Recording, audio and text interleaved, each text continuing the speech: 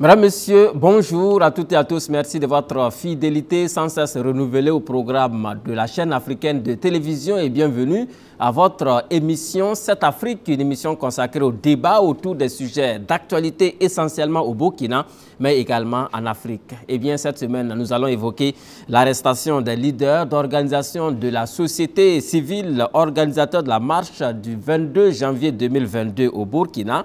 Est-ce une menace à la liberté d'expression au pays des hommes intègres? Les points de vue argumentés de mes invités dès le début de cette émission. Ensuite, nous parlerons de la restriction imposée à l'accès au réseau social Facebook au Burkina Faso. Cela dure depuis le 10 janvier 2022 et jusqu'au moment où nous enregistrons cette émission, aucune explication n'a été officiellement donnée aux utilisateurs, même si le gouvernement évoque des raisons sécuritaires. Et nous terminerons cette émission au Mali, le Mali qui est la cible depuis le 9 janvier 2022 de sévères sanctions de la CEDEAO et de l'UEMOA, ce qui suscite donc des levées de boucliers au sein de l'opinion publique africaine. Réaction de mes invités également sur cette actualité au Mali dans cette émission. Et mes invités sont au nombre de 4. Ils nous viennent de la société civile et de partis politiques. Le premier invité est M. Abraham Badolo. Il est acteur de la société civile, président de l'ADP, l'Alliance pour la défense de la patrie. Monsieur Badolo, bonjour et bienvenue sur ce plateau. Oui, bonjour Monsieur Meki et bonjour aux téléspectateurs. Merci beaucoup. Eh bien, nous sommes cette semaine encore avec M. Idrissa Nogo. Il est également de la société civile. C'est lui le coordinateur national du MPC, le mouvement des peuples citoyens. M. Idrissa Nogo, bienvenue et merci de votre fidélité à cette émission. Bonjour. Et le troisième invité est M. Bagnomboué Bakiono. Il est observateur de la scène politique nationale, très fidèle également à cette émission 7 Afrique. M. Bakiono, bonjour et bienvenue sur ce plateau. Bonjour Paul Mikiromba, bonjour téléspectateurs et téléspectatrices. Et enfin, le quatrième invité est un homme politique, Dr Maxime Kaboré, c'est son nom. C'est lui le président du PIB, le parti indépendant du Burkina. Dr Maxime Kaboré, bienvenue à nouveau sur ce plateau.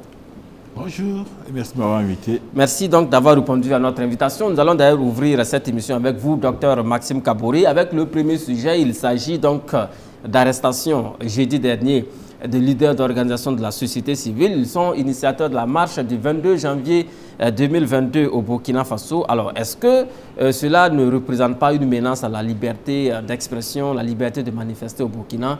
Parce que de plus en plus d'observateurs s'inquiètent justement sur le recul que l'on peut avoir en termes donc, de liberté dans notre pays. Merci beaucoup pour cette question qui est d'importance et aussi actuelle. Mais je voudrais d'abord souhaiter à tous les Burkinabés une excellente année 2022, une année de paix, de sécurité, de concorde et surtout, en tout cas, de réconciliation, de pardon. Oui. Voilà, que Dieu fasse grâce à tout un chacun et que la paix soit toujours notre motivation première. Je dirais que le droit de manifester est un droit constitutionnel. Oui.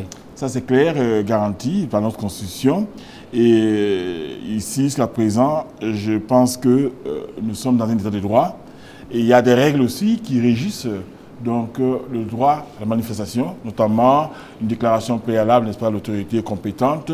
Et puis surtout aussi que ces organisateurs aient aussi un récépissé, n'est-ce pas, de reconnaissance. Bon, je pense qu'ils ont fait les démarches, mais selon ce que j'ai pu comprendre, ils n'étaient pas en règle. Oui. Et moi, je suis pour que l'état de droit soit respecté. On ne peut pas vouloir une chose sans contraire. On ne peut pas vivre dans l'anarchie, on ne peut pas vivre, n'est-ce pas, dans un désordre, même si, effectivement, les gens ont toujours l'esprit insurrectionnel, même après les élections. L'élection est quand même là, il y a un président qui était élu et qui a une légitimité et puis une légalité. Il y a des règles qui sont dans notre pays. Si les gens n'ont pas l'autorisation et que par leur activité, il y a l'autorité aussi qui doit prévenir les risques de dérapage et à partir du moment, si effectivement la justice est indépendante et qu'elle estime qu'à un moment donné, il y a des éléments qui sont un peu à l'origine de tout potentiel, oui, pour le pays, mais je pense que ces gens peuvent le faire reprendre. Alors, docteur Maxime Kaboré, il faut peut-être préciser qu'il s'agit donc d'arrestation. Il y a eu certainement des demandes au niveau de la mairie qui a refusé d'autoriser cette marche parce que, comme vous l'avez dit, les organisateurs n'étaient pas complètement en règle. La mairie évoque également des questions sécuritaires, mais il faut reconnaître que nous enregistrons cette émission avant la tenue de cette marche de samedi, mais on a constaté effectivement que jeudi déjà, il y a eu des gens qui ont été arrêtés et qui sont mis en garde à vue. Est-ce qu'il y a un lien avec la qualité de la demande? Parce que bon, ces arrestations, on a de la peine à les justifier. Mais écoutez, je pense que quand il y a une arrestation, je pense qu'il se suit, n'est-ce pas, une enquête préalable, oui, je crois, dans un état de droit, oui, et que finalement, les autorités judiciaires ont estimé que les personnes en question sont d'une certaine dangerosité. Oui. Ça, on peut être d'accord ou pas d'accord, mais j'ose espérer que finalement, oui, la justice travaille en toute transparence et que nous serons édifiés, n'est-ce pas, pour les raisons en tout cas qui ont amené en tout cas les autorités à prendre ces arrestations. On espère justement que des explications seront données en ce qui concerne les motivations ou les mobiles de ces arrestations de leaders d'organisations de la société civile. Eh bien, on en parle avec vous, M. Idrissa Nogo. Vous êtes témoin que ce n'est pas la première fois. On se souvient bien évidemment de la marche du 27 novembre 2021 où des arrestations également de leaders du SC avaient été opérés. Certains d'entre eux ont même été présentés au parquet. Ils ont été jugés et ensuite remis ou du moins condamnés avec des peines assorties de sursis. Ils ont été remis en liberté. Est-ce que ce n'est pas ça qui est en train de se répéter finalement? On a l'impression que l'on utilise la justice pour casser donc l'élan des marchés et après on remet les leaders en liberté. Paul Migoromba, vous voyez, le procureur du Faso, près le tribunal de grande instance de Ouagadougou, nous écoute, hein, et Aruna Yoda. Oui. Et vous avez dit que, est-ce qu'on utilise la justice quelque... Attention, hein, les phrases ont leur sens, surtout quand il s'agit du droit. Faites attention, Paul Migoromba. Bref, je réfère. Non seulement c'est une interrogation, mais c'est également... Non, là, je termine, c'est également une opinion exprimée. Aruna Yoda va se fâcher. Utiliser la justice pour casser effectivement des intentions de lutte. Bref, c'était pour vous faire discrétion, pour relaxer et faire une entrée fracassante. Allez-y, rentrez dans le sujet. Oui, vous savez, Paul Migoromba, quand je regarde la scène politique et le Front social depuis au moins 2 mois, ça me fait un peu sourire. Vous savez, il y a malheureusement des gens au Faso qui commencent à utiliser les attaques terroristes comme un fonds de commerce. Ah bon. Au même titre d'ailleurs que l'assassinat de Thomas Sankara et de ses camarades, au même titre d'ailleurs que la mort de Norbert Zongo le 13 décembre 1998, l'auteur d'affaires. Ça commence à devenir un fonds de commerce et c'est vraiment dommage. C'est vraiment dommage. Pourquoi est-ce que je le dis? Écoutez très bien. Comme vous l'avez dit le 27 novembre 2021, oui, mais il y a eu effectivement une tentative d'organisation de relance des marches qui a avorté. Mais regardez, ceux-là qui ont lancé l'idée de l'organisation de la marche là, le 27 là, oui, mais ils n'avaient pas de papiers. Ils n'avaient pas de papiers. Et le fait le plus écœurant et le plus décevant, on s'en prend effectivement à l'état civil de la mairie. Vous savez, pour être un citoyen d'abord, le premier acte, quand Dieu vous donne le souffle, c'est l'acte de naissance. Oui. Mais s'il n'y a pas un lieu pour faire un acte de naissance, on fait comment? Et cela me paraît effectivement suffisamment dangereux. Il faut que les uns et les autres donc se ressaisissent. Alors, merci beaucoup, M. Idrissa Nogo. Alors, on va poursuivre cette émission, cette fois-ci avec vous, Abraham Badolo. Je rappelle que vous êtes également de la société civile, président de l'ADP. Je ne sais pas si vous êtes partie prenante de la marche du 22 janvier 2022 ou si vous l'avez été, mais dites-nous comment est-ce que vous réagissez justement à ces arrestations des leaders de SC? Bon, je dirais d'abord que nous sommes en démocratie. Oui. Et la Constitution n'interdit pas les marches en tout cas. Donc, à mon humble avis, je ne sais pas qu'est-ce qui a motivé ces arrestations-là. Mais pour moi, je pense qu'à un certain moment, il faut avoir raison gardée. Parce que chaque citoyen a le droit de manifester son mécontentement face à une situation donnée. Oui. Donc, maintenant, moi, mon véritable souci, c'est que je ne connais vraiment pas la véritable motivation de toutes ces organisations-là. Oui. Parce qu'aujourd'hui, il faut le dire, il y a une crédibilité même qui manque vis-à-vis de ces organisations-là. Ah bon? Oui, parce que je dirais qu'aujourd'hui, pour moi, on ne peut pas être OSC et politique en même temps. Vous insinuez que les OSC sont politiquement manipulés? Non, parce que quand je prends un peu, genre, la marche passée où mon ancien camarade Hervé Ouattara était au OSC. Oui. Il a quitté les OSC. Il était dans un parti politique où il dirigeait la jeunesse de ce parti politique-là, qui démissionne de ce parti politique encore, qui revient dans les OSC. Je me pose véritablement des questions sur ses véritables intentions et motivations.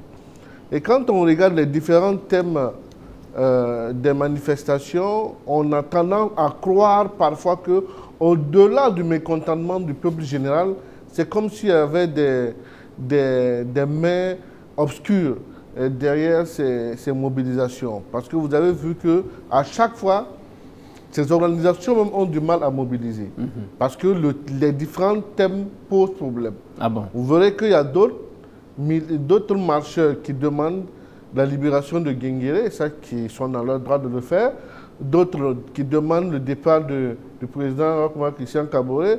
D'autres également qui demandent, qui manifestent pour soutenir les FDS. Bon, véritable, il n'y a vraiment pas un thème rassemblant, il n'y a vraiment pas un thème qui permet aux citoyens lambda de se reconnaître dans tout ce qui est en train d'être fait. Mais il y a quand même un thème qui émerge de tout cela, c'est la question sécuritaire. Tous sont unanimes qu'il faut améliorer la gouvernance en matière de sécurité, ce qui est une préoccupation majeure des Burkinabés. Je suis d'accord. Oui. Nous vivons tous la sécurité, oui, et l'insécurité d'ailleurs. Et moi, mon véritable problème aujourd'hui, il faut que les Burkinabés comprennent que nous sommes en guerre. Et je l'ai dit lors de l'émission passée, notre armée est restée plusieurs années, je dirais 27 ans inactive. Une armée qui est restée inactive pendant 27 ans ne peut pas d'un coup faire face à une telle guerre asymétrique. Donc, il est important pour nous quand même de savoir que notre armée, c'est maintenant qu'elle commence même à comprendre le mode opératoire des terroristes, et c'est maintenant que nous commençons à engranger des victoires sur le terrain. Je vais vous dire une chose. Il faudrait que les gens sachent que même après le départ du président Roch-Marc Christian Kaboré, oui, nous allons toujours être en insécurité. Ah bon, pourquoi? Parce que les terroristes ne vont pas arrêter de nous attaquer. Parce que c'est un phénomène sous-régional. Nous ne sommes pas les seuls pays à être attaqués. Ça veut dire ce qu'il faut aujourd'hui. Alors, M. Badolo, vous semblez pessimiste lorsque vous dites cela. Je ne suis pas pessimiste, je suis plutôt... Non, je suis étonné de cela, d'autant plus que même le président Roch-Marc Christian Kaboré, je termine ma question, même le président Roch-Marc Christian Kaboré a promis la fin du terrorisme, mais vous êtes pessimiste. Bon, c'est juste politique. Vous dites qu'il va échouer. Est-ce que vous insinuez qu'il va échouer jusqu'à son départ? Je ne dis pas qu'il va échouer. Je veux juste faire savoir aux gens que le terrorisme ne va pas finir demain ou après-demain. Donc il va échouer. D'abord, vu que c'est une guerre asymétrique, et vu également que nous avons nos frères qui sont impliqués. Est-ce que vous voyez? Ça veut dire que ce n'est pas... En fait, vous savez, quand vous prenez un peu tout ce qui nous arrive aujourd'hui, vous voyez que l'affaire Yirgou a beaucoup contribué à ce que des victimes, des parents de victimes aillent s'enrôler. Donc, il y a des vengeances qui sont là. Il y a des gens également qui veulent conquérir nos territoires pour en faire leur bien privé. Donc, c'est dit, tout cela fait que, au jour d'aujourd'hui, je peux vous garantir, et que Dieu nous donne longue vie, et que nous puissions être là encore, peut-être le départ du président Roch-Marc Christian Kaboré, pour en discuter. Oui, parce qu'au jour d'aujourd'hui, je vous assure que, après le départ du président Roch-Marc Christian Kaboré, nous allons toujours être en guerre. Maintenant, ce qu'il faut aujourd'hui, c'est commencer déjà, comme nous connaissons déjà, nous commençons à comprendre comment ces messieurs opèrent, c'est d'équiper nos FDS et de sensibiliser nos populations à collaborer avec les FDS, d'amener également nos frères qui ont été enrôlés, qui se sont sentis à un certain moment lésés par la société, qui ont décidé de s'enrôler, de les amener à la raison pour qu'ils déposent les armes, pour qu'ensemble nous puissions continuer. Merci beaucoup, Monsieur Abraham Badolo, pour votre point de vue. Alors, Monsieur Bakiru, est-ce que vous partagez le pessimisme de votre jeune frère Badolo lorsqu'il estime d'ailleurs que la situation va s'empirer, même après le départ du président Kaboré? Je ne pense pas qu'il ait dit que ça va s'empirer. Enfin, que ça va perdurer. C'est juste pour dire, en fait, c'est une analyse froide et courageuse. Parce que lorsque vous voyez le développement du phénomène du terrorisme comment le Burkina même a été contaminé, il y a des raisons de dire qu'on a besoin d'avoir des succès, mais ça sera une lutte de longue haleine. Oui. Parce qu'à partir du moment où la question devient communautaire, communautariste, ça veut dire qu'elle devient structurelle. Et pour régler les questions structurelles, ça prend beaucoup plus de temps. Et donc, c'est de nous armer de courage, de savoir que c'est une bataille qu'il faut mener, mais ne pas amputer la responsabilité à un individu, parce que comme les uns et les autres le disent dans les débats, dans les forats, le président peut partir, mais la question peut ne pas être réglée. Voilà. Donc, c'est pour ça qu'il émet l'hypothèse que, au lieu de figer sur la démission du président, ce n'est pas ça la solution, parce que même si ce président s'en va, l'autre qui va venir aura affaire à ce même contexte, peut-être avec beaucoup plus d'acuité, si nous ne travaillons pas à faire en sorte que celui qui est là puisse nous permettre d'avoir des bases solides pour affronter le phénomène et faire en sorte que chacun vient ajouter la pierre à la pierre pour nous permettre d'amoindrir l'impact du terrorisme. D'accord. Alors justement, en entendant de trouver solution à tout cela, on a assisté donc à ces arrestations de leaders d'organisations de la société civile jeudi dernier ici à Ouagadougou. Alors comment est-ce que vous réagissez à cela? Est-ce que ce n'est pas une entrave à la liberté d'expression, la liberté de manifester au Burkina Faso? Est-ce que vous n'êtes pas inquiet en tant que démocrate, en tant que, j'allais dire, patriote tout court? Oui, je suis inquiet. Je suis inquiet du développement que les choses sont en train de prendre.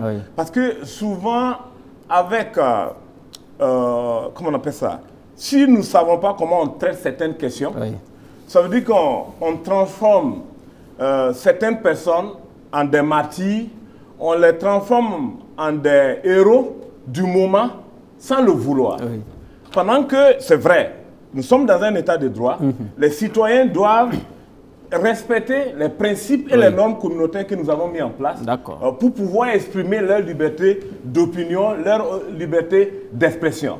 Maintenant, il faut respecter également ces questions de principe-là. Parce que je trouve qu'aujourd'hui, quand j'ai vu la lettre qui a été adressée à la mairie par la Coalition africaine des patriotes, ou bien c'est quoi, c'est un nouveau mouvement qui naît comme ça.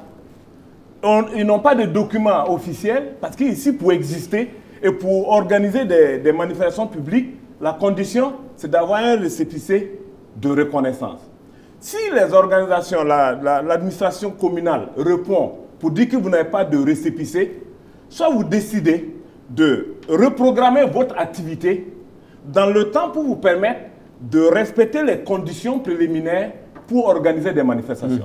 Et je pense aussi que même dans le camp du parti au pouvoir, il y avait une organisation de soutien au président qui devait organiser une marche également qui était programmée. La mairie a répondu pour les dire de surseoir à cette activité. Parce que je pense que le ministre de la Sécurité, à un certain moment donné, Clément Savadogo, avant qu'il ne parte, avait parlé d'un télégramme qui interdisait toutes les manifestations. Absolument, on se souvient. Je me dis que si c'est des décisions prises pour assurer la sécurité des citoyens, et qu'on demande aux citoyens de surseoir au rassemblement pour une période donnée, il faut respecter cela. Alors, M. Bakiono, il y a deux choses, parce que la première ici, c'est le manque de documents, de reconnaissance officielle des initiateurs de cette marche, et la conséquence a été le refus de l'autorisation et même l'interdiction de manifester.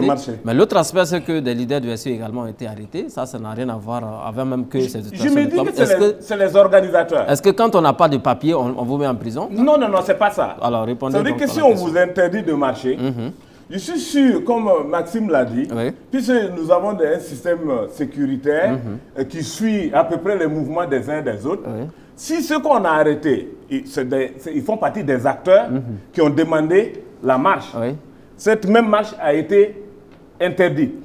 Mais si, dans leur action sur le terrain, dans les quartiers, ainsi partout, on voit qu'on a interdit, mais ils continuent d'organiser des choses pour peut-être brader l'autorité, comme la dernière fois, le 27 novembre, où on avait interdit, les gens sont allés à l'affront. Cette fois-ci, les autorités veulent anticiper pour éviter les affrontements entre des marches qu'on a interdites, mais qui disent on va marcher tout et tout. Puisque je sais que même, il y a eu une conférence de presse qui a été organisée par les mêmes acteurs pour dire qu'ils veulent marcher le 22. Ils vont envoyer leur demande et ils mettent en garde la mairie de refuser que la marche ait lieu. D'accord. Donc je me dis que c'est dans cet esprit, dans cette atmosphère de défiance-là, que peut-être les arrestations ont été effectuées. D'accord. Mais comme un chroniqueur l'a dit ici, là, on va attendre de savoir quelles sont les vraies raisons. Alors, M. Nogo qui demande justement la parole avant que je ne passe on va revenir à vous. On va revenir à vous, M. Bakino. On va revenir à vous. Hein. Vous aurez la parole rapidement. Bakino, je voudrais apporter rapidement un éclairage qui va nous aider à mieux argumenter notre débat. Les arrestations qui ont actuellement lieu dans le sillage en amont de la marche du 22 janvier passé, là, ça c'est purement arbitraire et à la limite subjectif, pardon. Il faut rapidement effectivement que le procureur du Faso et tous ceux qui effectivement qui s'adonnent effectivement à cette procédure là s'expriment rapidement parce que ce n'est pas intéressant. Pourquoi je dis ça? La lettre pour la marche du 22 janvier passé a été formulée par un mouvement qu'on appelle le mouvement Sauvons le Burkina Faso. Cette fois-ci, là. Cette fois-ci, j'arrive. Absolument, allez-y. C'est une lettre formulée par le mouvement Sauvons le Burkina Faso. Et la réponse de la mairie a été également formulée par le secrétaire général de la mairie, qui dégage trop d'obstacles pour qui ont amené donc l'autorité à refuser la marche du 22 janvier passé. La première chose, on dit que dans la lettre là, de demande là, il n'y a pas un récépissé de reconnaissance qui accompagne et qui atteste de l'existence légale du mouvement Sauvons le Burkina Faso. Premier couac, selon l'autorité compétente. Deuxième couac, l'autorité dit qu'il ne s'agit pas ici d'une lettre d'information, mais plutôt d'une déclaration d'autorisation d'occupation de la voie publique. Ça, c'est le deuxième point. Voilà. Selon eux, ils parlent d'impair d'ailleurs. C'est très important. Et troisième acte, enfin, la situation sécuritaire que l'autorité a évoquée. La demande est formulée par le mouvement Sauvons le Burkina Faso. Maintenant, comme on exige qu'il y ait une identité derrière la lettre, pour qu'en cas de cas, pour parler comme les Ivoiriens, on puisse effectivement interpeller les organisateurs. Il y a trois noms qui se dégagent. Valentin Yap Poudougou, Korotoumou Drabo et Mamadou Drabo. Les arrestations en amont là, arbitraires et subjectives là, il n'y a pas ces trois personnes là dedans. D'accord. Voilà pourquoi je dis que ça, ce n'est pas intéressant. Mais je vais terminer rapidement. Oui, allez-y vite. Vous remarquerez qu'avec moi, que c'est cette même organisation là, ce mouvement là, qui avait effectivement lancé l'appel du 27 novembre 2021, la marche du 27 novembre 2021. Ces personnes ont été condamnées à une peine d'emprisonnement avec sursis. 6 mois dans l'ensemble, eux tous, toutes ces personnes, donc elles toutes, 6 mois d'emprisonnement avec sursis. Ça veut dire qu'en espace de 5 ans, ces personnes ont l'obligation de se tenir tranquilles. Autrement dit, en cas de nouvelle infraction, qu'est-ce qu'on appelle ça? On appelle ça un délai de preuve. En cas de nouvelle infraction, si vous vous retrouvez devant le procureur, effectivement, et que l'infraction a été reconnue, consommée et établie, on double votre peine. Au lieu de 6 mois de sursis là, ça devient 12 mois de prison ferme. Donc c'est intéressant. Quelqu'un l'a dit, la démocratie a des vertus. Paul Mikirwamba. Et c'est ça, on en use.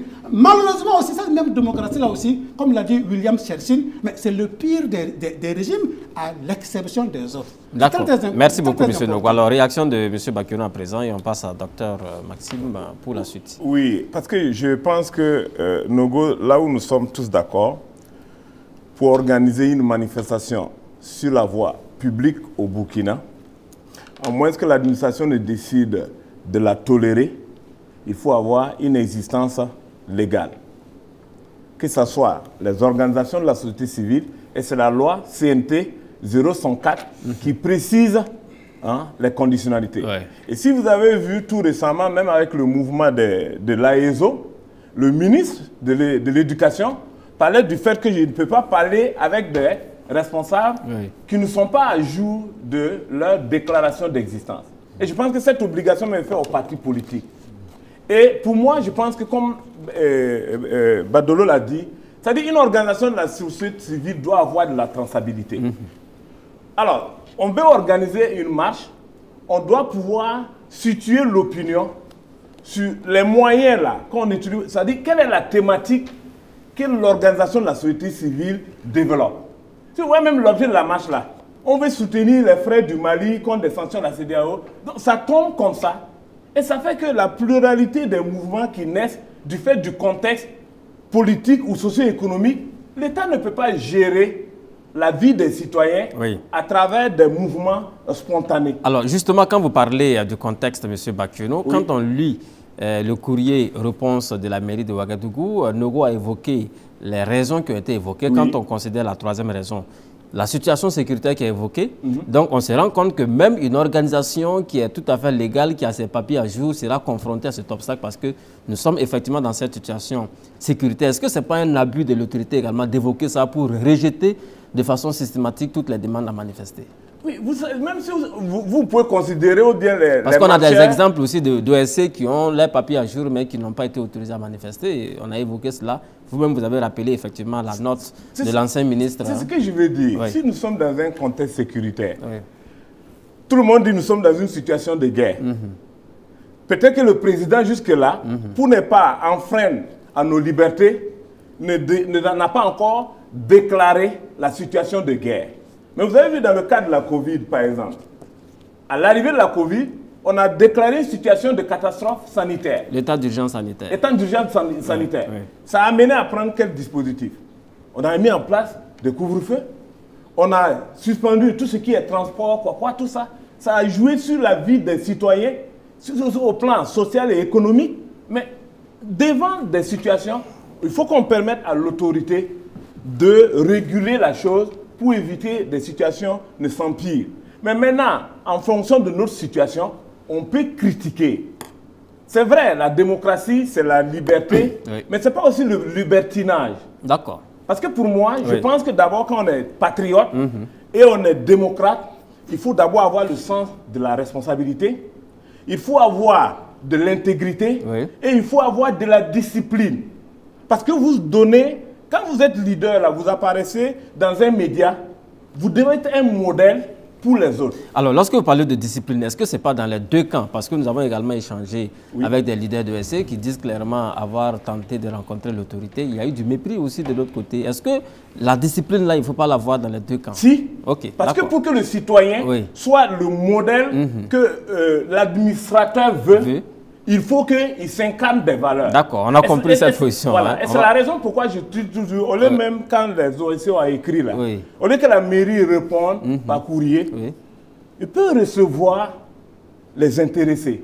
C'est une communication, c'est de la pédagogie pour expliquer pourquoi. Les donner même l'opportunité de poser des questions pour mieux comprendre. Maintenant, celui qui, à la sortie d'une telle rencontre de communication, de sensibilisation, il veut brader l'autorité, alors la force s'exerce en ce moment. D'accord, on a compris cette position. Merci beaucoup, M. Bakiono. Alors, docteur Maxime Kaboré, vous êtes un homme politique, je me plais donc à le rappeler, puisque vous êtes le président du PIB. Alors, dans la foulée justement de cette marche du 22 janvier, on a vu passer un message de la police nationale qui instruit tous les policiers donc, de la région du Centre-Nord à refouler et bien évidemment, un véhicule transportant des déplacés internes. Alors, comment est-ce que vous réagissez justement à cette note de la police? Est-ce que ce n'est pas également un élément qui montre que la liberté ou les libertés sont menacées dans notre pays? Alors, quel est votre avis? Je pense que c'est une bourde, n'est-ce pas, de la police nationale. Ça n'a jamais été des décisions prises au niveau de l'État. Parce que comment peut-on interdire à des citoyens burkinabés, même si c'est des déplacés internes, de se mouvoir? Ils ne sont pas privés de liberté. Nous sommes dans un pays de droit et Ouagadougou n'est pas réservé simplement qu'aux Ouagalais ou aux citadins. Et ceux qui sont à l'extérieur, comment allons-nous, n'est-ce pas, identifier les déplacés internes? Est-ce qu'ils ont, n'est-ce pas, une étiquette, n'est-ce pas, sur leur front, comme quoi ils sont déplacés internes? Je pense que c'est une erreur. Ça pouvait partir d'un bon sentiment en disant, vu la situation, il faut éviter les mouvements de foule et on peut sensibiliser. Mais je crois que, quelque part, l'interdiction même de manifester, ils ont bien dit clairement, pour des raisons de sécurité que ouais. le maire se garde, n'est-ce pas, de développer, de détailler. C'est clair qu'on pourrait même dire pour des raisons, pas de sécurité seulement, mais des raisons sanitaires. Oui. Puisqu'il y a quand même déjà une variante, n'est-ce pas, de COVID-19, de la Covid qui est là. Oui. Donc les rassemblements aussi peuvent être, n'est-ce pas, des foyers de propagation, n'est-ce pas, de cette maladie, effectivement.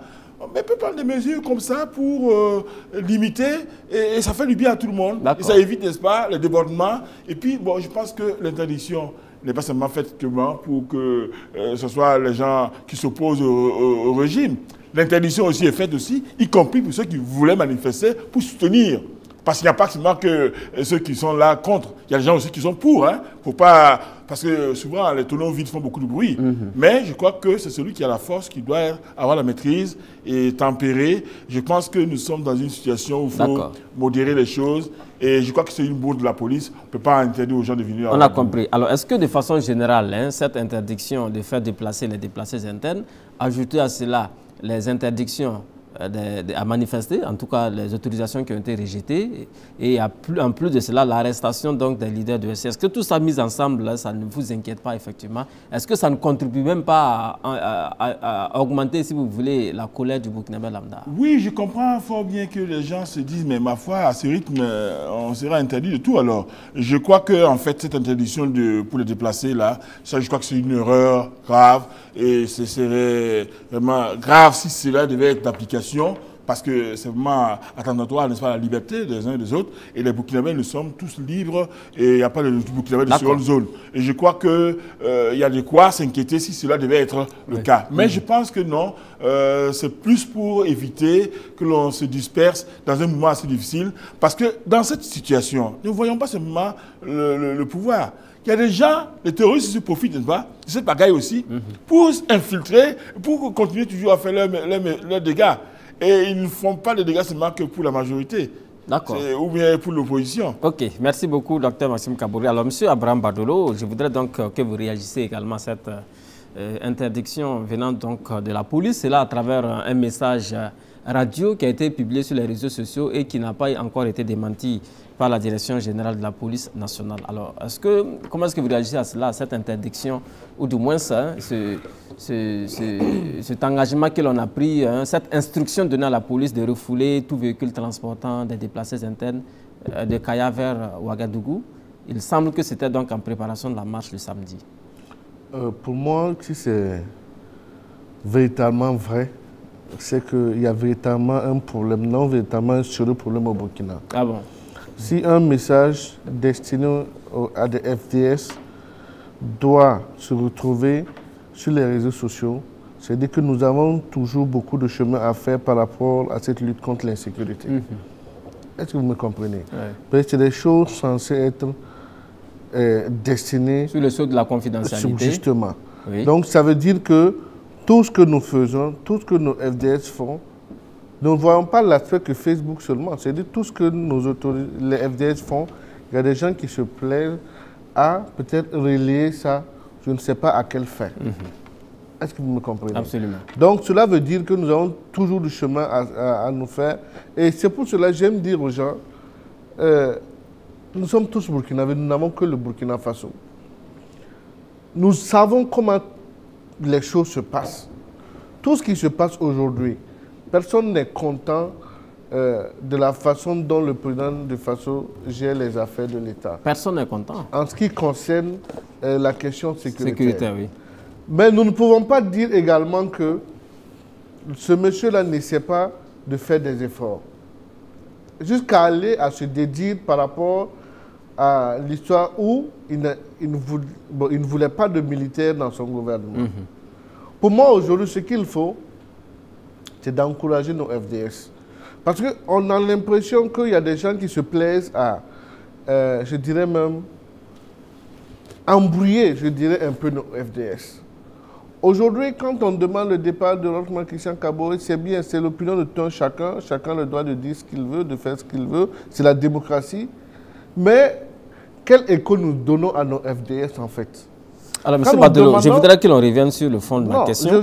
Cette question d'interdiction des déplacés, de faire déplacer les déplacés internes. Je viens. D'abord, je dis que la note qui a circulé sur les réseaux, c'est vrai, c'est qu'il y a véritablement Là, on a compris cela. Maintenant, dans le fond de la lettre. Dans le fond, je dirais que ce que les gens oublient là, un terroriste là, il n'est écrit sur le front n'est pas écrit sur le front d'un individu qui est terroriste. Tout comme il n'est pas écrit sur le front d'un individu qui l'a déplacé. Voilà, justement. Donc pour moi, je ne sais pas qu'est-ce qui a motivé les gens à convoyer les déplacés là vers la capitale pour la manifestation. Donc pour vous, la police a raison de les refouler? Pour moi, la police a raison parce qu'elle doit d'abord chercher à comprendre, vérifier les motivations et puis d'abord essayer de voir l'identité de ces personnes-là avant quand même de les laisser traverser. Vous avez vu même que quand vous voyagez, vous quittez Ouagadougou pour aller dans les provinces, il y a un contrôle qui est établi. Mais ce n'est pas ce qui est dit dans le message, ce n'est pas contrôlé, c'est refoulé. Voilà donc les faits. Sinon, les gens traversent Ouaga, Kaya, c'est une route qui est beaucoup fréquentée.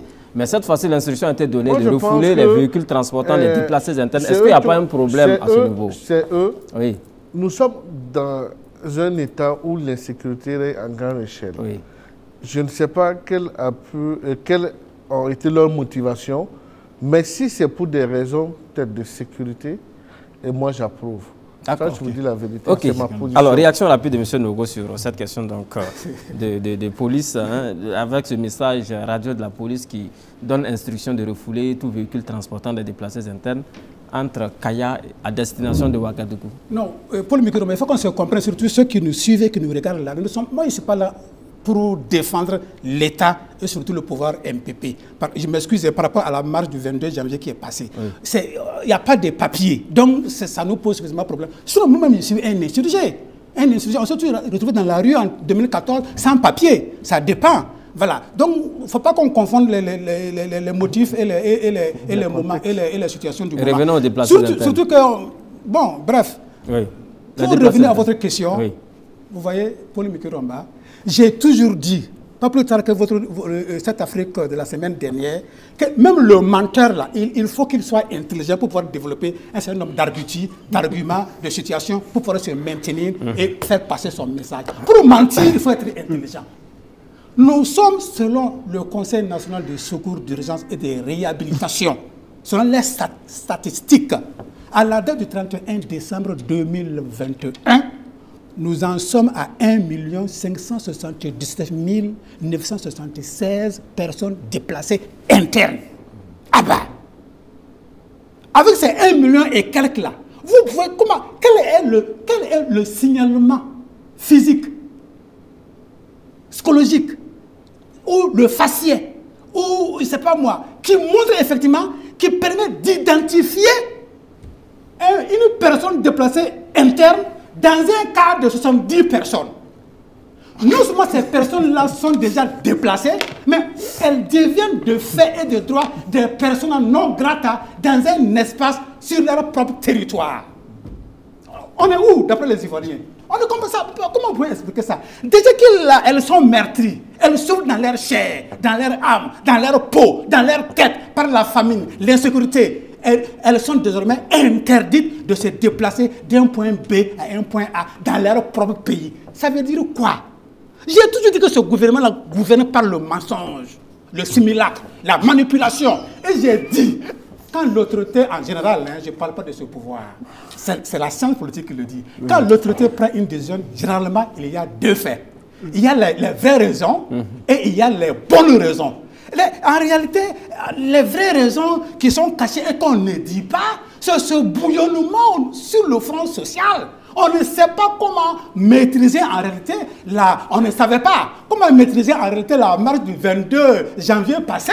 Donc il faut prendre des garde-fous un peu partout. Et bien, maintenant, la bonne raison qu'on met devant, pour avoir l'onction populaire du peuple, on dit que non, pour raison d'insécurité, la Covid, Meki ne peut pas s'asseoir dans le car coincé, Nogo ne peut pas s'asseoir dans le car coincé, Maxime Kaboré, parce qu'il y a la Covid-19, il y a l'insécurité. Mais est-ce que ces 1 577 976 personnes-là, est-ce qu'elles ont une carte d'identité? qui les dissocie, qui fait la différence entre elle et puis un citoyen ordinaire, régulier, qui ne manipule pas les armes, qui n'a pas la Covid-19. C'est quoi? Ça veut dire quoi ça? Il y a un danger dans la cité. On a compris, hein, monsieur. Non, je vais terminer pour dire en réalité. Nous sommes pour résumer. Moi, j'appelle ça purement et simplement de l'apartheid géographique. Et c'est pas bien. Ça, c'est un clash, c'est une fracture sociale. Il faut rapidement mettre fin à ça. Le pouvoir gouverne, la communication. Mais prenez les Maxime Kaboré, les Idrissa Nogo, les Miki Akosiam. On va vous conseiller en matière de communication sociale. On n'est pas demandeur de ça, M. Nogo. Alors, M. Bakiono, très rapidement, pour terminer sur ce déplacement interdit des déplacés internes, ça fait quand même une aberration. Des personnes déplacées internes qui sont interdites de se déplacer à l'intérieur de leur pays, comme l'a dit Idrissa Nogo, dans un espace géographique déterminé. Est-ce que vous êtes d'accord? Est-ce que vous pouvez comprendre là, vous? C'est difficile à comprendre. Mais je voulais revenir pour dire à Nogo qu'on ne peut pas continuer d'être dans l'insurrection. C'est ça l'ironie de notre situation là. Les gens pensent que ça a marché. Il faut continuer à défier les choses pendant qu'on a besoin d'ordre et de discipline pour nous développer. Moi, je le dis une bonne fois pour toutes. On a magnifié l'insurrection aussi. Non, tout le monde en fait une référence. Tous ceux qui l'ont fait ont compris que socialement, politiquement, c'est une erreur. Qu'on n'a pas corrigé.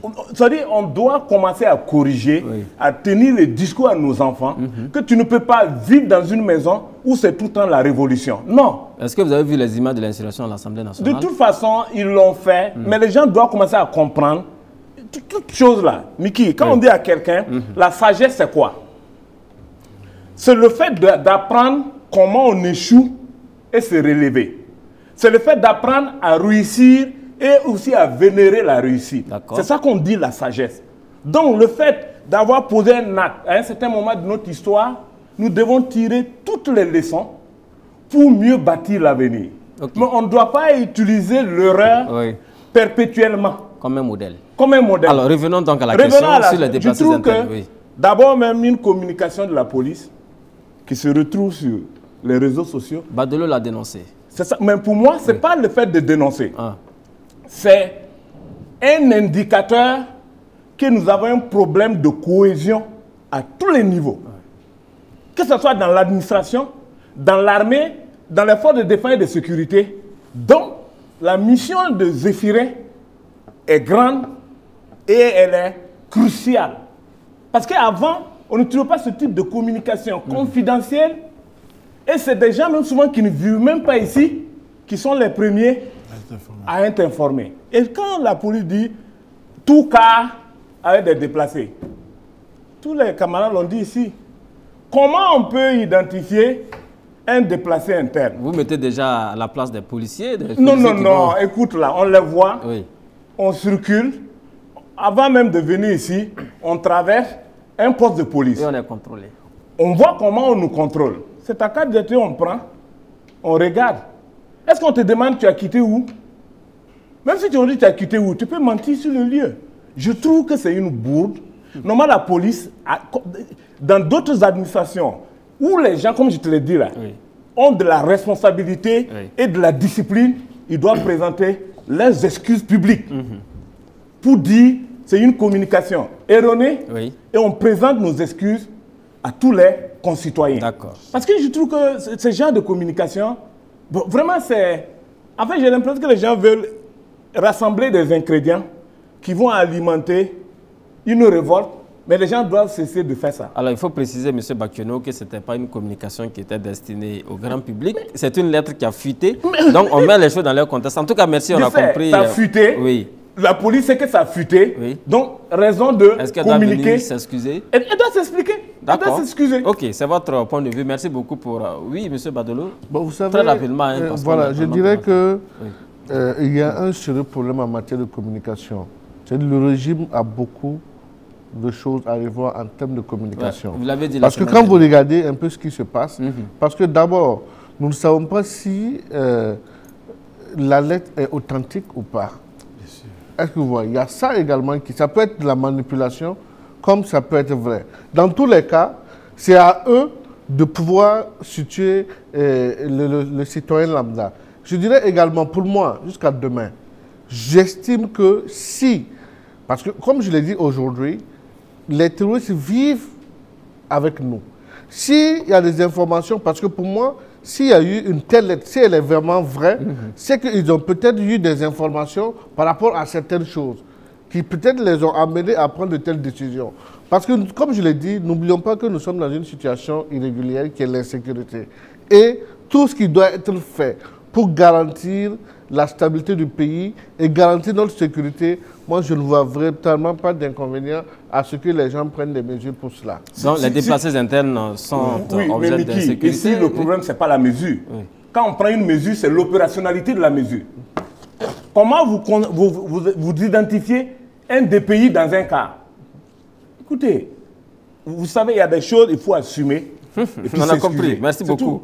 Monsieur Bakiono, alors, mesdames, messieurs, nous allons poursuivre cette émission avec un autre sujet qui a un lien direct également, toujours avec la lutte contre l'insécurité au Burkina Faso, en tout cas de façon officielle, c'est ce qui a été donc présenté. Il s'agit de la restriction imposée à l'accès au réseau social Facebook au Burkina. Cela dure depuis le 10 janvier 2022. Les utilisateurs l'ont remarqué, ils n'ont plus accès à Facebook à travers donc la connexion mobile sur toute l'étendue du territoire national. La question a été posée le mercredi dernier au ministre porte-parole du gouvernement qui a expliqué en disant que le gouvernement n'est pas tenu de se justifier par rapport à cette mesure qui a un lien direct avec les raisons donc, sécuritaires. On en parle avec Idrissa Nogo, donc en ouverture de ce sujet.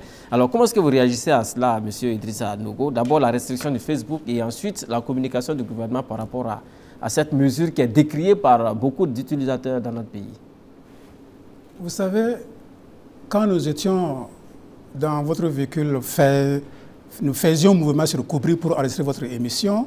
En off, nous disions donc qu'il y a des gens aujourd'hui, sans Internet mobile, ils n'ont plus de vie commerciale, ils n'ont plus d'économie. Elles ne peuvent plus, ces personnes ne peuvent plus bouger. Toutes les commandes de nos jours dans une société aujourd'hui moderne, marchande, toutes les commandes sont sécurisées et se font en ligne.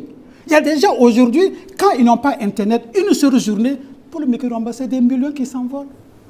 Et deuxièmement, je constate, parce que nous sommes un peuple, je m'excuse, c'est peut-être cette impression qu'on a un peu de nous depuis le haut, hein, le sommet politique. Comme nous sommes un peuple mouton, on n'est pas exigeant, on n'exprime pas suffisamment nos droits et nos devoirs, à même d'amener l'autorité à s'expliquer et à s'exprimer, parce que quand on est brimé, ça pose un problème.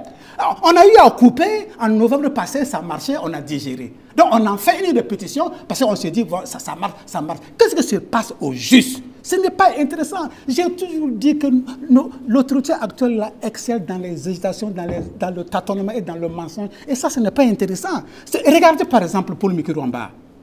Le ministre de la Défense, Aimé Barthélemy Semporé, a dit que le terrorisme là, a poussé des racines dans le corps social communautaire. On est passé donc du terrorisme exogène à un terrorisme endogène. Donc c'est connu. L'ancien ministre de l'administration territoriale, mon ami Clément Sawadogo, est sorti pour dire, le 12 janvier 2002, pour dire que les attaques terroristes, là, en réalité, ces terroristes-là ont des accointances, ont des soutiens puissants, tant à l'intérieur de Burkina Faso qu'à l'extérieur de Burkina Faso. Ça fait deux. Troisièmement, enfin pour terminer, ah oui, le tout-puissant directeur des cabinets de M. Rochmal Christian Kaboré à Kossiam, Seydou Zagré, a dit que le verre est dans le fruit. Donc, à part de ces trois éléments-là, c'est là-bas que vous devez aller fouiller et puis couper Internet. Maxime a fait quoi? Badelo a fait quoi? Idrissa Nogo a fait quoi? Vous qui me regardez, vous devez faire quoi pour que nous en soyons de façon collégiale, de façon groupée, pour que nous en soyons victimes? Depuis, ça dure depuis 2 semaines, on ne communique pas. Et comme du désastre et du malheur, voilà encore quand je dis que c'est général, c'est parce qu'ils font en haut là. Quand il dit en haut, c'est pas sur le bon Dieu, hein. C'est en haut, l'autre côté, à Kossiam.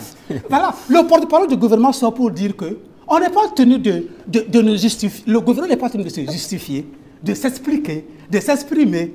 Parce que d'abord, c'est l'intérêt supérieur qu'il faut voir ici. Mais ça vous coûte quoi de dire ça? Et avant lui, c'est comme il s'appelle, c'est Maxime Koné qui sort, la sécurité, oui. Que c'est pour dire que pas de commentaires à vous faire. C'est comme le jour et la nuit. L'autorité se contredit, le gouvernement se contredit. C'est tant est que vous disposez d'éléments sincères, crédibles, qui prouvent effectivement que la sûreté de l'État est menacée, la sécurité de la population est menacée, les groupes armés terroristes se saisissent de nos communications électroniques à mille. Il faut démontrer qu'est-ce qu'il vous coûte de faire un point de presse à la limite exclusif, spécial, pour communiquer avec les Burkinabés. Ça fait très très mal. Aujourd'hui, il y a des petits commerçants dans le secteur informel qui commencent à fermer une boutique. Ce n'est pas intéressant.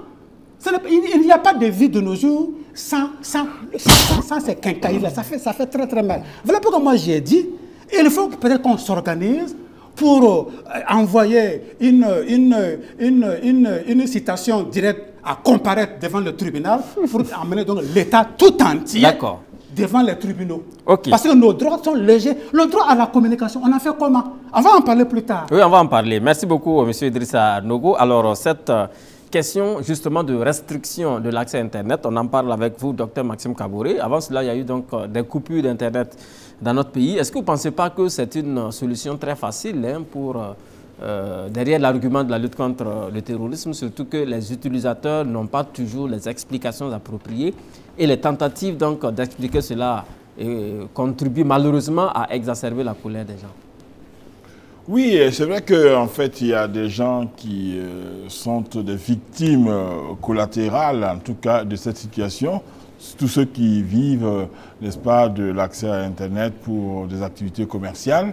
Mais, je dis, pour la sécurité nationale, pour l'intérêt national, moi, je ne suis pas, en tout cas, frustré d'être privé d'Internet si, effectivement, ça y va de la sécurité de mon pays. Et c'est clair qu'on est tout le temps dans des revendications, mais on sait très bien que les groupes terroristes aussi se servent aussi de ces réseaux sociaux pour propager, vilipender. Et on sait aussi qu'il y a des gens aussi qui passent le temps à mettre des fake news là pour décourager nos forces de défense et de sécurité et participent à créer cette psychose générale. Donc je crois qu'il y a des moments où dans la vie d'une nation, il faut accepter quand même déjà des sacrifices pour l'intérêt général. Maintenant, c'est clair que cette fois-ci, bon, le porte-parole du gouvernement, le professeur Maïga Kassoum, m'a bien dit clairement, le gouvernement n'est pas tenu chaque fois de s'expliquer ou de donner, en tout cas, de se justifier. Et je crois qu'il a bien raison, parce qu'à un moment donné, il faut aussi faire confiance, parce que ces gens ont des informations que nous n'avons pas.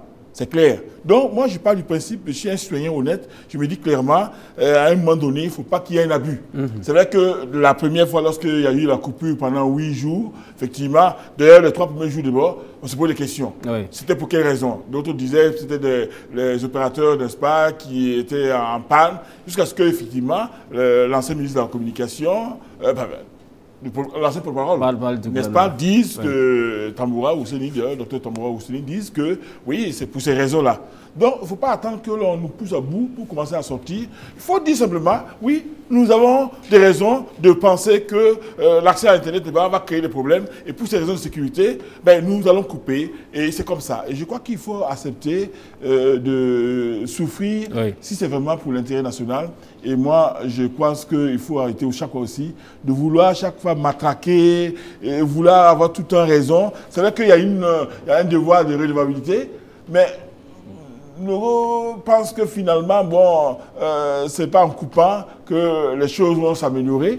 Hein? C'est clair que moi, je pense vraiment à toutes ces personnes qui y vivent. C'est clair. Mais je pense que aussi les gens aussi peuvent mettre aussi l'Internet aussi fixe. Ceux qui ont les moyens, qui pensent qu'ils vont perdre des millions, mais si tu veux perdre des millions, autant installer quand même déjà quelque chose, donner accès à ton travail. Mais évitons que des gens se servent des réseaux sociaux pour délirer, pour faire la pagaille et propager des fausses nouvelles et décourager nos forces de défense. Mais est-ce qu'on ne peut pas mener le combat autrement, comme l'a dit Idrissa Nogo, peut-être des sanctions ciblées et pas faire des victimes un peu partout, parce qu'on est tous victimes justement de cette situation. Je suppose que vous n'êtes pas un complice des terroristes. De toute façon, je pense qu'il y a des gens qui ont trouvé un moyen de contourner, qui arrivent toujours à communiquer. Mais aussi, pour le principe aussi, je suis un sociologue, hein, lui aussi, c'est quand même bien aussi que par moment, on se retrouve. Parce que quelque part dans les foyers, tout ça, Facebook devient vraiment un grave problème qui amène les gens à délirer. Là, vous évoquez autre chose. C'est un choix. Il y en a qui ne l'utilisent pas du tout. C'est vrai que ce n'est pas l'État de réguler ça. Ça, c'est clair, c'est une éducation à donner. Mais je pense que cette situation, si c'est vraiment pour des raisons de sécurité, et je crois que le gouvernement n'a pas menti, je pense que le professeur Kalfoum, n'est-ce pas, a dit les choses clairement. Et moi, j'approuve cette décision, si ça y va dans ce sens. Alors, M. Bakiono, le professeur Alkassou Maïga, porte-parole du gouvernement, a indiqué à l'issue des travaux du Conseil des ministres de mercredi dernier que les intérêts de la nation devraient passer donc au-dessus des intérêts particuliers. C'est la phrase qu'il a utilisée, bien évidemment, pour justifier ces restrictions opérées sur le réseau social Facebook, même si après il a dit, bon, le gouvernement n'est pas tenu de se justifier à chaque fois. Alors, est-ce que cet argument vous convainc?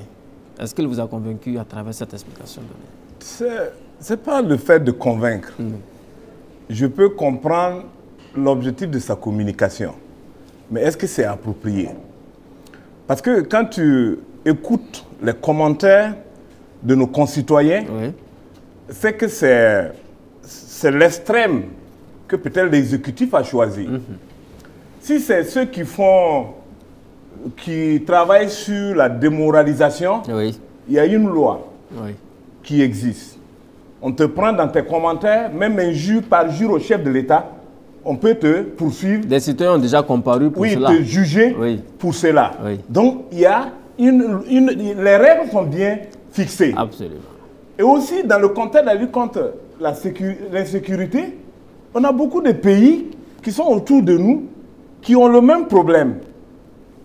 Est-ce que leurs citoyens subissent, c'est-à-dire l'accès à Facebook parce que c'est un problème de sécurité? Tu vois, on essaie de faire, c'est vrai, comparaison n'est pas raison, mais on essaie de regarder parce que je me dis que si l'État, l'exécutif, qui est responsabilisé pour gérer la cité, et selon les règles démocratiques, la redevabilité est le socle de la démocratie. D'accord. La redevabilité est le socle de la gouvernance. Et c'est la raison pourquoi même des organismes internationaux de financement utilisent ça pour justifier pourquoi il faut donner des ressources, parce que la transparence y est dans leur gestion. Il faut toujours rendre compte. Donc, il faut toujours rendre compte. Et je ne pense pas qu'un problème de sécurité peut amener un pays à se priver de 2 semaines d'accès, tout en sachant qu'il y a des petites économies qui en vivent. C'est ça qu'il faut expliquer aux gens. Et on ne dit que le gouvernement n'a pas assez. Non, le gouvernement a des citoyens qui sont allés à l'école, qui ont fait de quoi. Ils ont besoin de comprendre. Même aujourd'hui, ceux qui ne sont pas allés à l'école, avec les radios, Facebook, WhatsApp, audio, ils communiquent. Donc moi, je propose, c'est-à-dire qu'il faut améliorer vraiment la communication et ne pas être souvent en train de prendre des décisions pour justifier. Parce que ceux qui sont dans l'extrémisme, parfois quand vous faites subir toute la population ces épreuves-là, ils se disent qu'ils ont gagné. Donc il faut aussi limiter leur effet sur la vie des concitoyens pour ne pas leur donner tout un boulevard pour dire qu'ils doivent continuer à saper notre morale. Merci beaucoup, monsieur Bakiono. Et puis politique. Merci beaucoup. On a compris justement cette réaction. Alors, non, monsieur Nogo, vous allez parler après monsieur Badolo, à qui donc je donne la parole en ce qui concerne justement ce sujet. Alors, monsieur Badolo, restrictions imposées sur Facebook, raison officielle évoquée, question sécuritaire, le gouvernement n'est pas tenu de se justifier. Il est vrai que l'intérêt national passe au-dessus des intérêts particuliers, surtout dans le contexte actuel. Est-ce que vous comprenez effectivement d'abord cette mesure qui a été prise par le gouvernement, c'est ce qu'on comprend finalement, et ensuite, est-ce que les explications données vous ont convaincu? Vous savez, on a l'impression qu'il y a des gens autour du président qui travaillent véritablement pour sa chute en fait. Ah bon? je le dis ainsi, parce que quand vous regardez ce qui se passe, c'est-à-dire que M. Maxime l'a dit que non, ceux qui ont plus de moyens, nous sommes combien de millions de Burkinabés? En fait, je veux dire que vous avez duré dehors en Belgique. Même pas. Vous ne connaissez pas les réalités de Je connais les réalités mieux que toi. Vous savez combien de personnes ont les moyens pour pouvoir peut-être mettre le Wi-Fi chez eux à la maison? Ils sont très minimes. C'est-à-dire que Facebook est devenu un réseau qui permet aux petites entreprises et aux petits citoyens lambda de pouvoir faire ses pubs pour pouvoir avoir de la clientèle.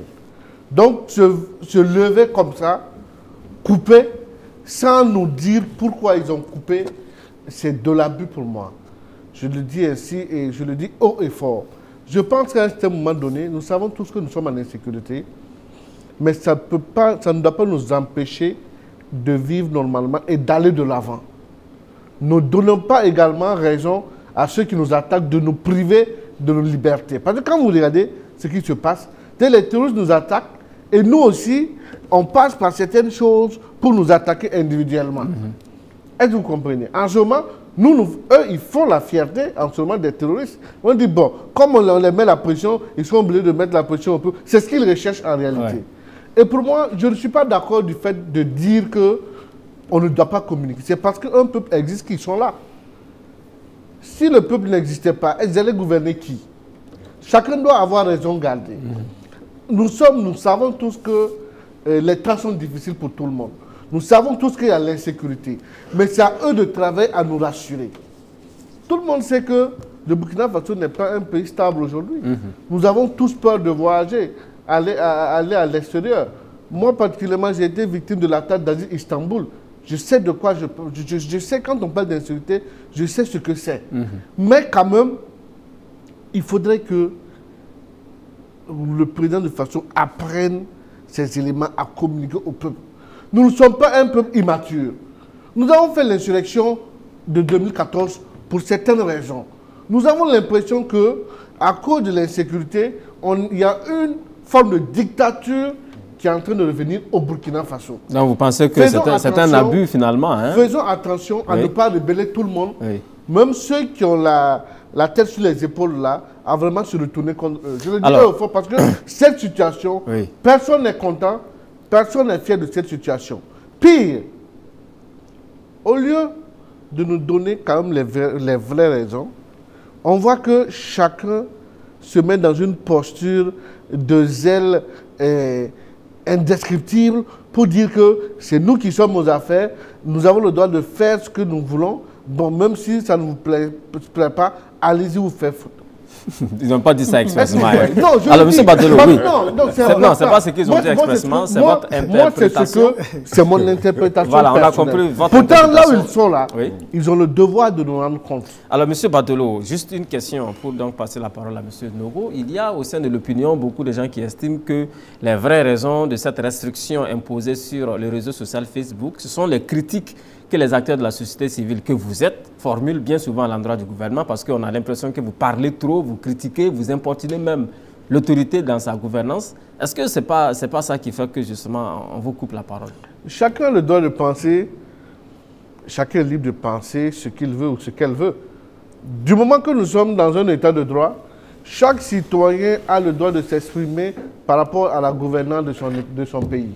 Et aujourd'hui, les critiques devraient plutôt servir quand même de base pour ce gouvernement-là. Pour améliorer la gouvernance. Pour améliorer la gouvernance générale. Mais nous avons l'impression que c'est vrai que d'autres en abusent, mais il y a d'autres aussi qui sont lucides, qui arrivent à dire des choses vraies qui, pour moi, ils devraient s'en inspirer. Donc je dirais qu'aujourd'hui, leur tâtonnement, leur manque de communication commence à révolter les Burkinabés parce qu'ils ont le droit, malgré la situation, de nous dire qu'est-ce qui se passe, pourquoi ils ont coupé. Ils ont coupé Facebook et autres. Et également, ils ont le droit de faire un bilan et une étude pour savoir comment est-ce que cela impacte sur la vie des citoyens. En ce qui concerne dans le domaine économique et autres. Parce que si ça continue comme ça, il faudrait qu'ils sachent que... Il y a des victimes. Hein, il y a des victimes et au-delà même, réfléchir et savoir comment dédommager ces victimes. D'accord, merci bien. Parce qu'il y a des gens qui mangent dans ça. Voilà, on a dit tout au long de cette émission. Alors, réaction de Nogo, on vient à vous. Donc, Maxime Kaboré, je vous en prie, sortez de votre sommeil matinal, s'il vous plaît. Vous dites qu'il faudrait que le Burkinabé souffre tant et que, effectivement, c'est l'intérêt national que le gouvernement met devant pour couper Internet. Vous dites que d'ailleurs, ce serait une bonne chose parce que ça permet de resserrer, de ressouder les liens sociaux physiques. L'Internet et les réseaux sociaux de façon générale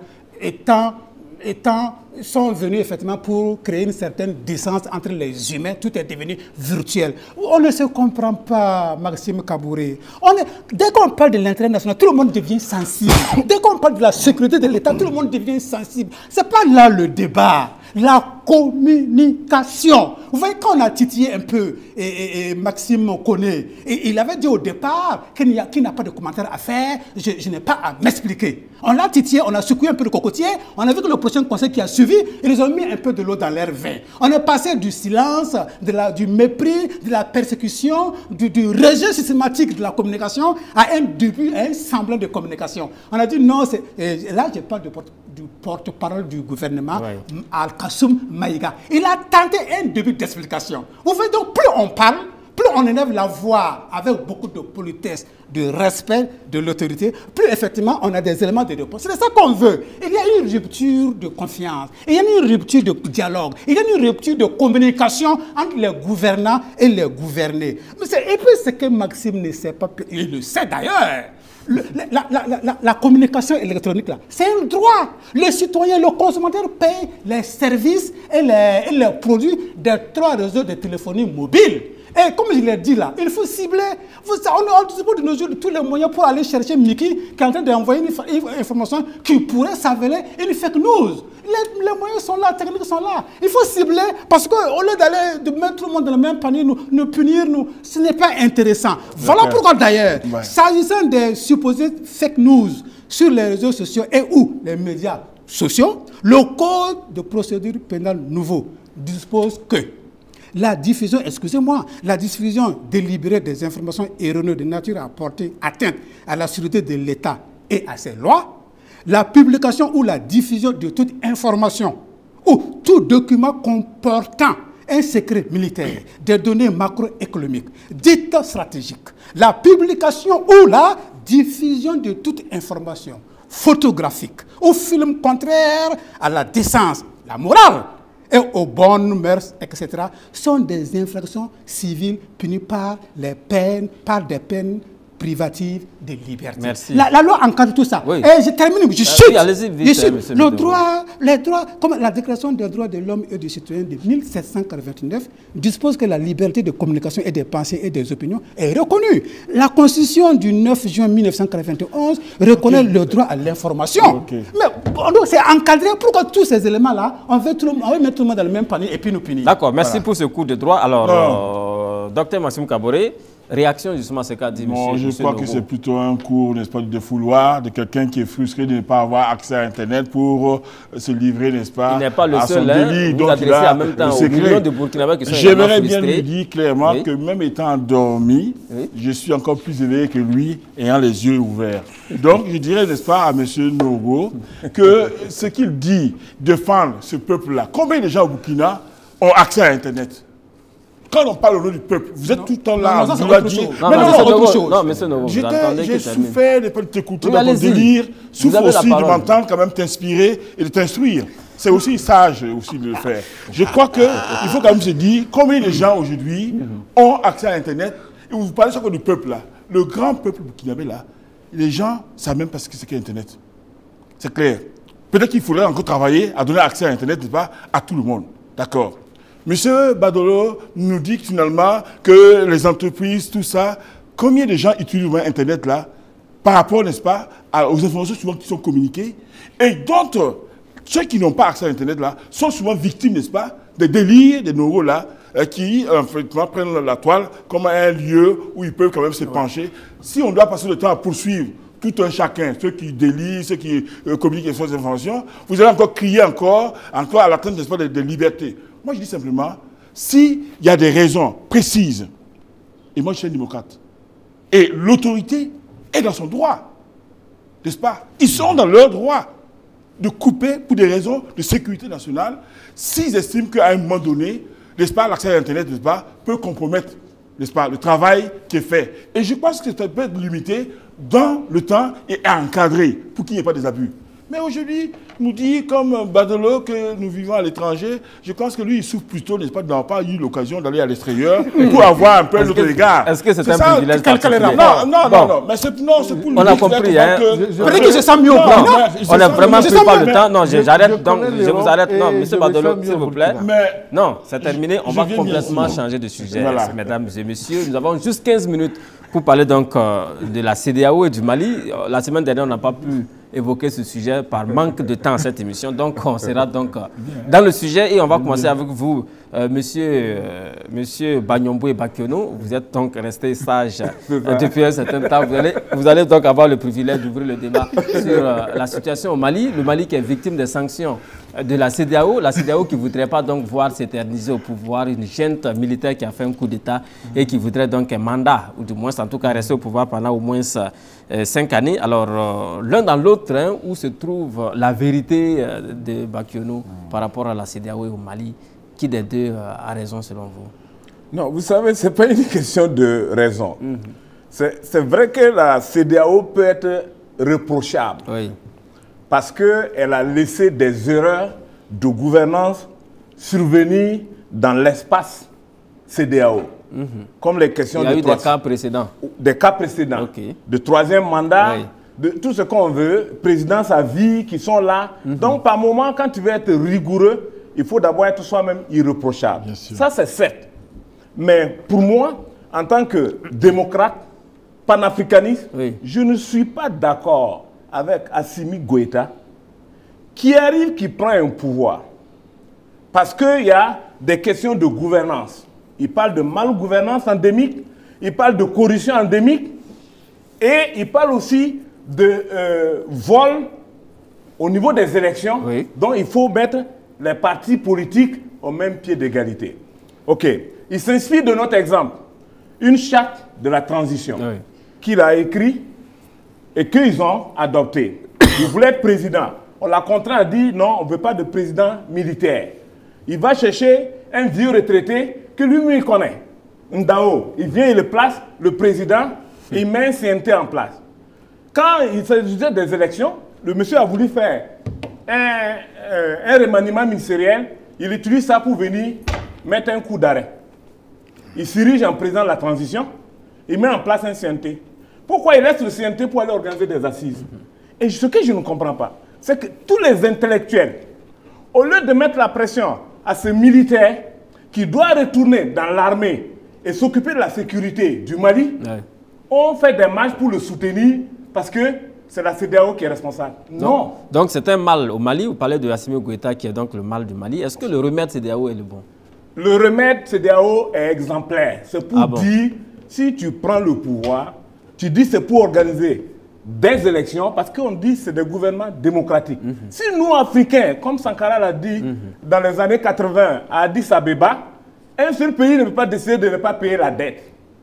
C'est de façon collégiale. Si les mêmes intellectuels et les populations qui marchent pour le Mali pensent que la démocratie a échoué, que dans l'espace de CEDEAO, on décide de dire on sort de la démocratie et on repart au parti unique. En ce moment-là, on peut marcher pour soutenir la junte malienne. Et les sanctions de la CEDEAO imposées donc sur le Mali, est-ce que ce n'est pas trop sévère? Est-ce que ce n'est pas de nature à rompre le dialogue déjà? Mais attends, c'est une contrainte. On veut obliger ces militaires-là à donner le pouvoir et retourner au camp militaire. D'accord. Merci. Merci beaucoup, M. Bakiono. Alors, M. Badolo, Abraham Badolo de l'ADP, est-ce que vous êtes d'accord avec M. Bakiono lorsqu'il défend, entre guillemets, la CEDEAO? Pour lui, les sanctions sont justifiées et au niveau donc de Bamako, Assimi Goïta en fait trop en termes justement de pouvoir sur place donc à Bamako. Est-ce que c'est votre avis également? Vous savez, la CEDEAO est dans son rôle, je dirais ainsi, mais il ne faudrait pas que ces sanctions pèse vraiment sur les citoyens maliens.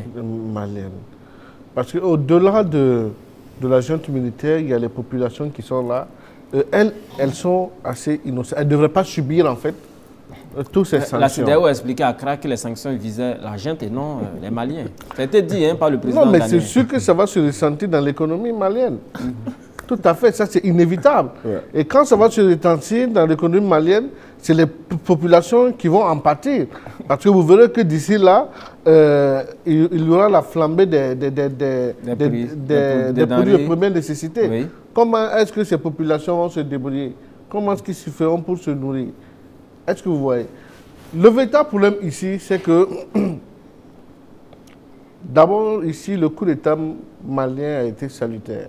Nous avons tous salué ici, dès le début, vu tout ce qu'ils ont énoncé pour prendre le pouvoir, nous avons dit qu'il fallait cela pour pouvoir libérer le peuple malien. Mais la façon dont les choses sont en train d'aller nous amène tous à nous poser pas mal de questions sur les véritables motivations de la junte militaire. Parce que pour moi ici, le scénario que je voyais était que, étant donné que Assimi Goïta se dit patriote, pour moi, il allait peut-être respecter le calendrier qui a été donné, aller enlever sa tenue de militaire et revenir conquérir le pouvoir démocratiquement pour vraiment terminer ce qu'il avait commencé. Mais la tournure des choses nous amène tous en réalité à nous poser pas mal de questions sur quelles sont ces véritables motivations. Mais pour moi, l'essentiel est que la CEDEAO fasse très attention à ce que les sanctions ne se ressentent pas au sein des populations. C'est ce que nous, en tant qu'organisation démocrate, nous voulons.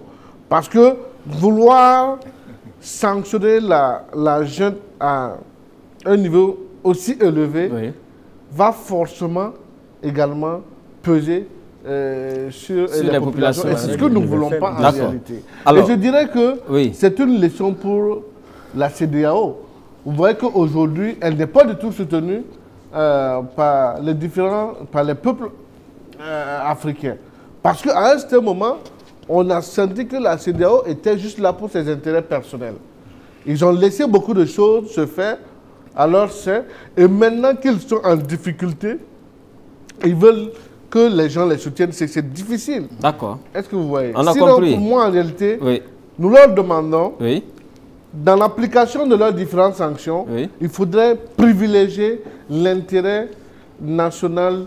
On a compris cela, vous l'avez déjà dit. Merci beaucoup, monsieur Abraham Badolo. Alors, Idrissa Nogo, on a vu ces sanctions imposées par la CEDEAO et l'UEMOA sur le Mali. Monsieur Badolo l'a dit, ce sont des sanctions dont sont victimes également les populations maliennes et même de la sous-région. Quand on prend par exemple la restriction liée au déplacement des populations avec la fermeture des frontières. Depuis un certain temps, on a vu que l'opinion publique africaine est vent debout contre ces sanctions de la CEDEAO. Est-ce que vous rangez justement en tant qu'OSC dans ce débat ou du moins dans ce positionnement qui consiste donc à dire que la CEDEAO en fait trop, il faut en finir avec cette méthode-là?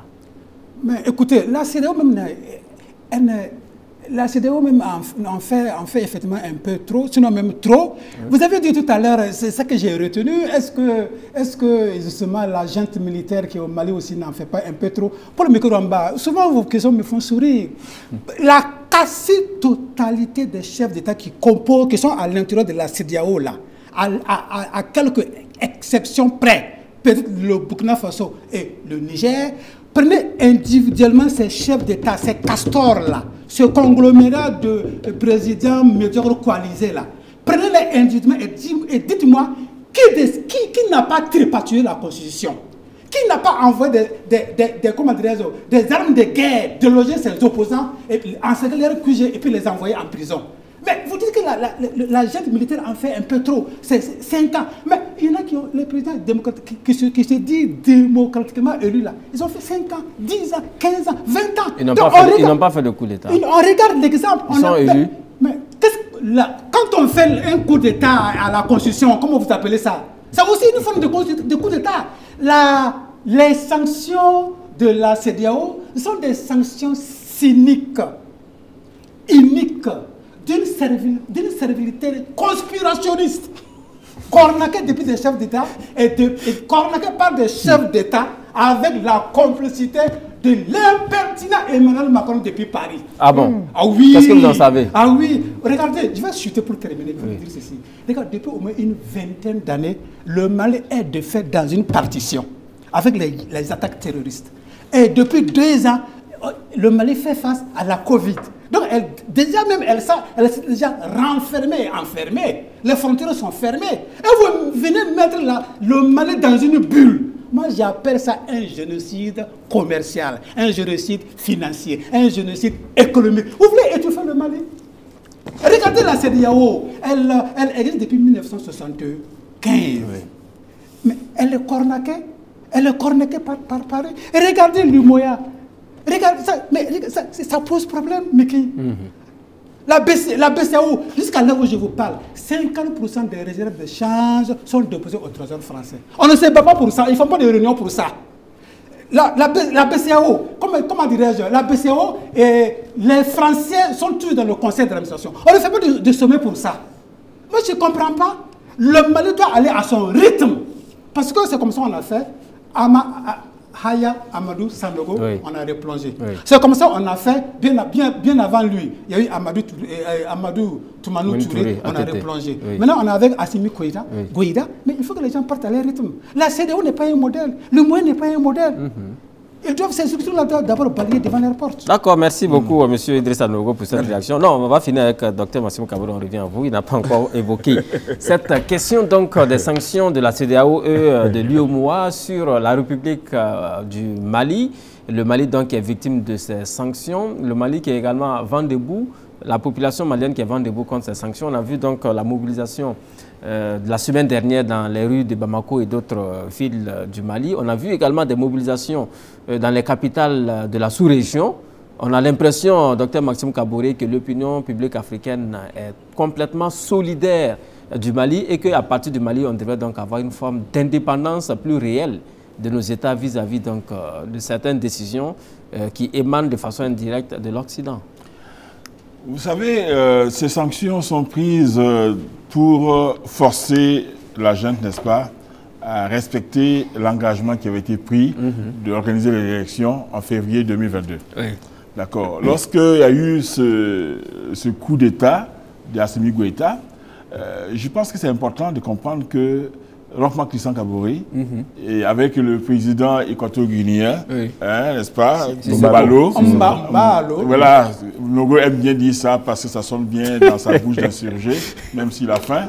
Je crois qu'il faut rappeler que le président a plaidé pour que les sanctions ne soient pas prises au-delà de certaines limites pour ne pas asphyxier le peuple malien. Ah bon. Et il avait même dit qu'il ne faut pas forcer non plus que l'on impose, puisque la CEDEAO a imposé, le retour, n'est-ce pas, de Ibeka. Paix à son âme, il s'en est allé. Mais voyez-vous... Le retour, sa remise en selle. Oui, oui, bien sûr, le président du Faso a plaidé, et je pense que, je ne rentre pas dans les secrets de Dieu, mais la transition malienne, en tout cas la jeune militaire, est venue s'enquérir, avoir des conseils avisés du Burkina Faso, puisque nous sommes passés par une transition. Et ils ont eu en tout cas des éléments et il fallait... On est passé par une transition réussie. Oui, mais je pense qu'il y a eu des ratés. Mais ce qui est certain, au moins on a quand même des éléments pour pouvoir dire les choses. Il y a des éléments à tirer dedans. Ah, oui, et ils sont venus et ils ont été reçus quand même quelque part, alors que d'autres personnes, d'autres chefs d'État refusaient de les recevoir. Je pense quand même qu'il faut aussi rendre à César ce qui est appartient à César et ne pas aujourd'hui prendre le président, Roch-Marc Christian Kabore, comme étant vraiment celui qui... Sauf qu'on parle du Mali. Parlons du Mali, de Goïta, de la CEDEAO. Il avait à l'effet, effectivement... Il n'est pas isolé, Roch-Marc Christian Kabore, dans la CEDEAO. Mais vous voyez, là où je trouve difficile ces sanctions, c'est que nous sommes frontaliers avec le Mali et nous sommes directement touchés, même pas ces mesures. Et même derrière la mesure de fermeture de frontières, là, ce n'est pas écrit dans la constitution de la CEDEAO. C'est clair. Donc, quand on veut parler du droit, il faut aller jusqu'au bout et ne pas prendre des mesures qui ne sont même pas dans le traité. Et je crois qu'ici, il faut travailler à ramener vraiment la quiétude au Mali. Le Mali a besoin de la CEDEAO a besoin du Mali. Et nous avons besoin du Mali. Et quand je vois aujourd'hui la fermeture des frontières qui risque de créer des problèmes graves en termes d'approvisionnement pour nos commerçants, ça va se répercuter, n'est-ce pas, sur le prix des denrées.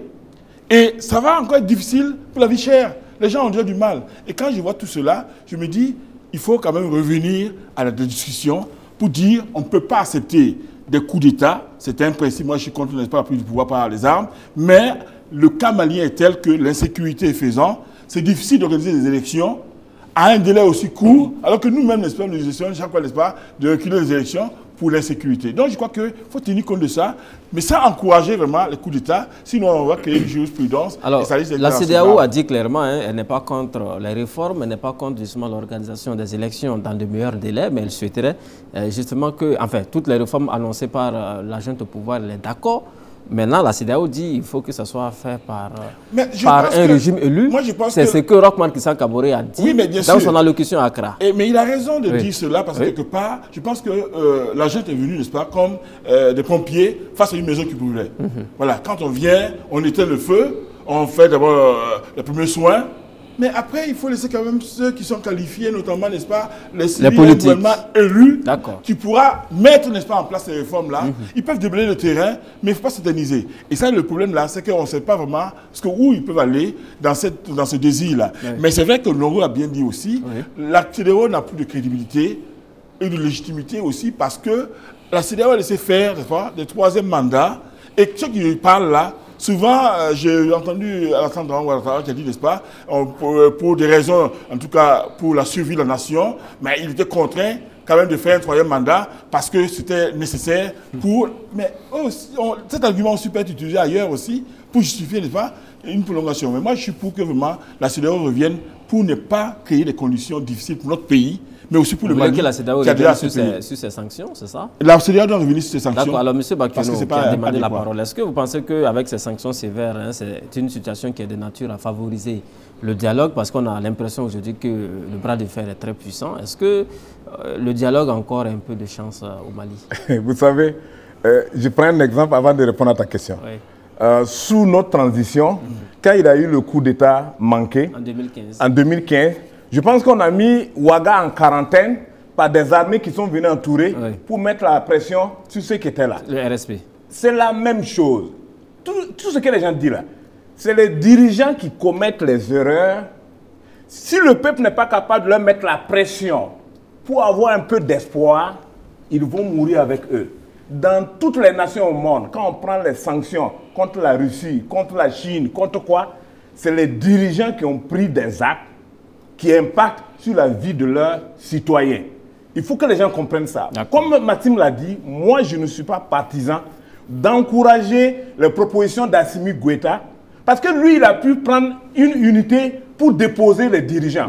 Si on le laisse dans les 4 ans, quelqu'un d'autre va réfléchir avec son unité, venir le déposer et c'est les États qui perdent.